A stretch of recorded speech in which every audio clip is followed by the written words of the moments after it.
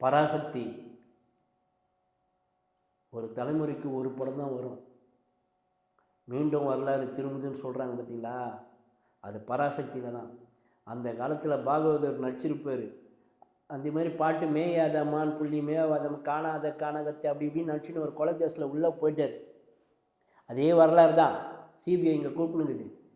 மறுபடியும் அவர் இங்கே வரத்துக்காட்டியும் சும்மா எம்ஜிஆரும் சிவாஜியும் வச்சாங்க பாரு ஆப்பு, நீதிமன்றம் பல விசித்திரமான வழக்குகளை சந்தித்துள்ளது, நீதிமன்றத்துக்கு அப்படி இப்படின்னு போட்டு ஓடினால் போட்டு அச்சு காலி பண்ணா போல. வசனம் மு கருணாநிதின்னு போட்டாலே படம் 8. எம்ஜிஆர் பாடல்களில் அண்ணாதுரை 2 பேரும் வச்சு செஞ்சாங்க. அந்த பராசக்தி படத்துலேயே அண்ணாவோட கேரக்டர் வரும், பார்த்துருக்கீங்களா? அம்மா செஞ்சாலும் அவன் என் தம்பின்னுவாங்க. அந்த மாதிரி வேற லெவலில் பண்ணியிருக்காங்க இந்த படம். அப்போது சிவாஜி எப்படி வந்தாரோ பாகவதரை காலி பண்ணி, அதே மாதிரி இப்போ சிவகார்த்தியன் வராப்படம். அப்போது ஜனநாயகனோட பராசக்தி தான் நல்லா ஓடுங்கிறீங்க? ஆமாப்பா, சாதா சக்தி இல்லை, அது அன்னை அருள் பெற்ற பராசக்தி. அது மேபி டிஎம்கே சப்போர்ட்னால ஓடுதுன்னு நினைக்கிறீங்களா, இல்லை எதனால் ஓடுன்னு நினைக்கிறீங்க? டிஎம்கே சப்போர்ட்னா அப்போது அதர்வாக்காக ஓடாதா? ஜெயம் ரவி வில்லத்தனம் பண்ணியிருக்காரு, அவருக்காக ஓடாதா? சுதா கோவிங்கிற அவங்களுக்காக ஓடாதா? 2-3 அவங்க எடுத்த படம் எல்லாமே விட்டு அவங்களுக்காக ஓடாதா? இல்லை சிவகார்த்திகேயன் ரசிகர்கள் அலைக்கடல்னு இருக்காங்க, அவங்களுக்காக ஓடாதா? முதல்ல இதில் இப்போ ப்ரொடியூசர் யாருன்னா இன்பநீதி. அவர்லாம் சாதாரணமான ஆள் கிடையாது, ஃபாரினில் ஃபஸ்ட்டு வந்திருக்கா போல மனுஷன். வேறு லெவலில் பண்ணியிருக்காங்க படத்தை, பிளாக் அண்ட் ஒயிட்டில். நீங்கள் இந்தியன் படம் சங்கரில் எப்படி பிளாக் அண்ட் ஒயிட்டில் கொடுத்தாரோ அந்த அளவுக்கு இருக்கும் இந்த படம். நீ பார்க்க தானே போகிறீங்க. ஏன்னா சிவகார்த்திகேயன் ஸ்டேஜில் என்ன சொல்லியிருக்காருன்னா, ஜனநாயகன் படத்தோட ஏன் விடணும், ஒரு 4 நாள் கழிச்சு விடலாம்ல அப்படின்னு கேட்டதுக்கு சம் ரீசன்ஸ்லாம் சொன்னாங்க. விஜய் சாருக்கே நான் கால் பண்ணி பேசிட்டீங்களா? எவ்வளோ நேர்மையாக சொல்கிறா போல.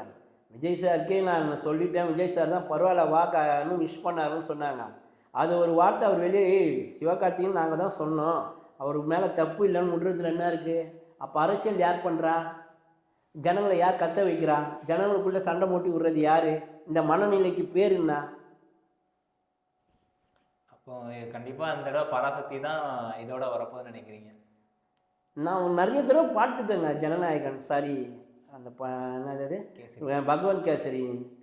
இப்போ திருப்பியும் நம்ம பார்க்குறது தப்பு. 1500 எவனால் செலவு பண்ண முடியும் சொல்லுங்கள்? அது இல்லாமல் ஃபஸ்ட்டு ஜனநாயகனுக்கு வேறு 1000 ரூபாய் டிக்கெட்டுன்னு சொல்லியிருக்கிறாங்களாமே, என்ன நினைக்கிறீங்க?